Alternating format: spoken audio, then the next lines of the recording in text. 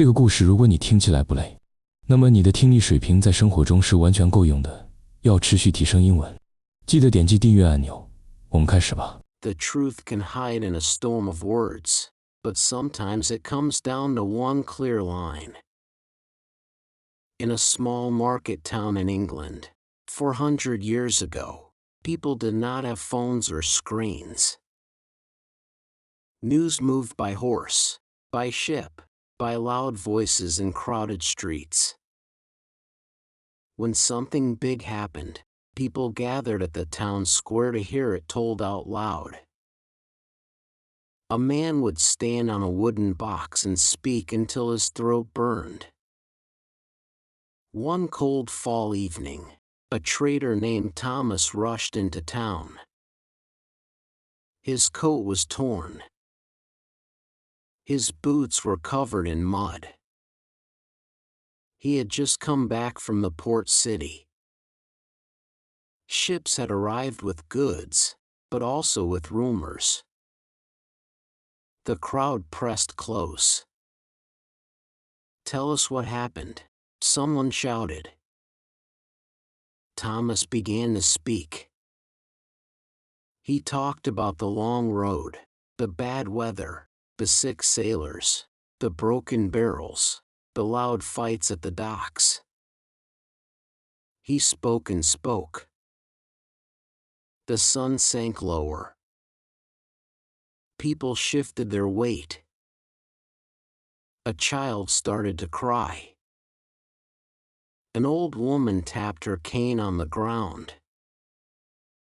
Finally, the baker raised his hand. "Give us the long and short of it," he said. The crowd went quiet. Thomas stopped. He wiped his face. Then he said, "The ships made it. The grain is safe. Prices will not rise."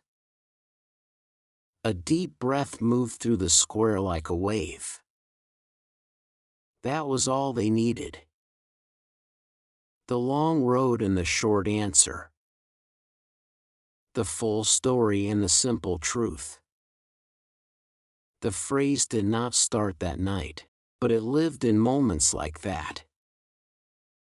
Records from the 1500s show writers using the words long and short together. In old books and plays, people asked for the long and short of a matter. They wanted both sides. They wanted the whole tale and the clear point. It was a way to say, "Stop circling, tell me what really matters." In those days, stories were often long. A traveler might talk for hours about a single trip. A sailor might stretch one fight into 10. Words were power. The one who spoke the longest could control the mood of the room. But time was hard.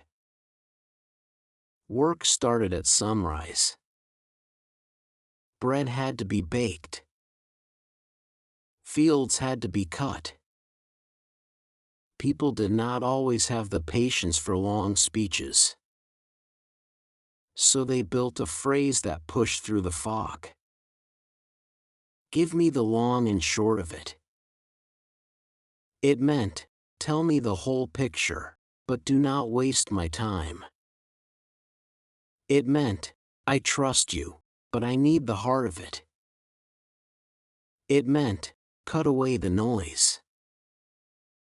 Years passed. The phrase crossed oceans. It sailed to America with settlers who carried few books but many sayings. In small wooden houses in New England, fathers would come home from town meetings. Their wives would look up from the fire and ask, "What is the long and short of it?" The answer might decide if taxes would rise or if a road would be built. During the gold rush, Men wrote letters back home. Paper was costly. Ink was not cheap. One miner wrote to his brother. The long and short of it is this: I found little gold, but I found good friends. That line carried more weight than a page of detail. The phrase showed up in courtrooms too. Lawyers spoke in thick layers of words. Judges grew tired.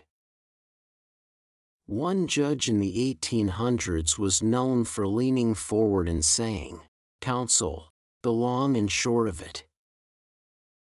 The room would stiffen.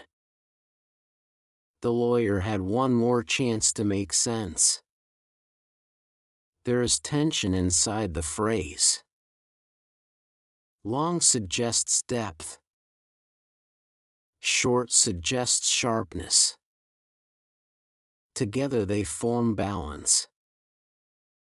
Life is rarely just one or the other. A love story has long nights and short promises. A war has long years and short moments that change everything. In a small newspaper office in 1923, a young reporter named Clara faced her first big test. A factory had caught fire. She interviewed workers, owners, and neighbors. Her notebook was full. Her editor glanced at the pages and frowned. "This is too much," he said. "Our readers have 5 minutes over breakfast." "What is the long and short of it?" Clara felt heat in her face. She had worked all night. Every voice seemed important. She stepped outside, sat on the curb, and read her notes again. Smoke. Locked doors. A brave worker who broke a window. 3 injured, none dead. She went back in and wrote one clear paragraph. The factory burned. Safety rules were weak. A worker saved lives. Change was needed. The paper sold out that day. Clara learned something sharp and lasting. A strong story is not about how many words you use. It is about which words you choose. The phrase kept moving through time. Parents used it with teens who came home late. Friends used it after a long day at work.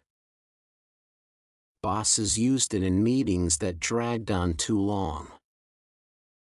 It became a gentle push, sometimes a firm one. There is a small drama each time it is spoken. The speaker who hears it must decide what matters most. Pride can get in the way. Fear can make a person talk more. It takes courage to cut your own story down to its core. A teacher once asked her class to explain why a famous bridge fell. Hands shot up. Facts poured out. Wind speed. Metal cracks. Design flaws. She listened, then smiled. "The long and short of it," she said softly. A quiet boy in the back raised his hand. It was built too weak for the wind it faced. The room fell still. That was it. The long list of causes and the short line that held them all. The power of the phrase is not in old paper or dusty books. It lives in daily life. When a friend calls you at night and says, "I need the long and short of it," they are asking for honesty. Not drama. Not fluff. Truth. Think about your own days. You wake up. You scroll. You hear news, gossip, noise. Words stack up like boxes in a crowded room. It is easy to feel lost. Then someone asks you about your plan, your dream, your problem. You talk and talk. At some point, you have to face it. What is the long and short of it? Maybe it is this. You want to change jobs because you feel stuck. You are afraid to try because you fear failure. You love someone but do not know how to say it. The details matter, but the heart matters more. For simple words have walked through centuries to land in your mouth. The long and short of it. They ask you to be clear. They ask you to be brave. They remind you that behind every long road is a short truth waiting to be spoken. When you learn English, you gather many words. Some are long. Some are short. The real skill is knowing which ones to use when it counts. In a job talk, in a hard talk, in a moment that can change your path. The world will always be loud. Stories will always stretch. Yet the power to cut through the noise is in your hands. Speak the full story when it is needed. Give the short truth when it is time. The long and short of it is this. Clear words build strong lives. 能以非母语者的身份专注学习到现在，这本身就是很棒的进步。真诚感谢你的观看。如果你觉得本期内容实用，点赞或留言让我知道你的想法，这对我持续创作非常重要。我们下期见。